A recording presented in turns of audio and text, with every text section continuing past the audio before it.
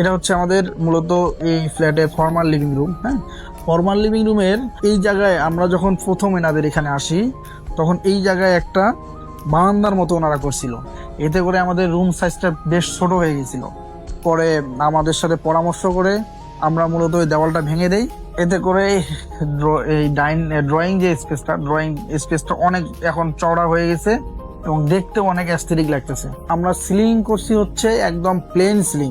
এইখানে মাঝের মধ্যে আমরা একটা রাউন্ড কাটিং করে একটা লাইটের নীল কালারের লাইট ইউজ করছি এবং চতুর্থ সাইডে আমরা কোরাম কালারের প্রোফাইল লাইট ইউজ করছি। এইখানে এল শেপের সোফার অ্যারেঞ্জমেন্ট করা, সুন্দরভাবে এল শেপের একটা সোফার অ্যারেঞ্জমেন্ট করা এবং সোফার যে ব্যাক ওয়াল আছে এই ব্যাক ওয়ালটার মধ্যে সুন্দর করে আমাদের মোল্ডিং বিট করা আছে। এই পোর্শনটা হচ্ছে টিভি ইউনিট। তো এই টিভি ক্যাবিনেটের আমার দুই সাইডের মধ্যে শোপিস সেলফ করছি। এইখানে এই পাশে যেভাবে আমরা সেলফ করছি ঠিক উল্টা দিকেও আমরা একই প্যাটার্নে সেলফ করছি।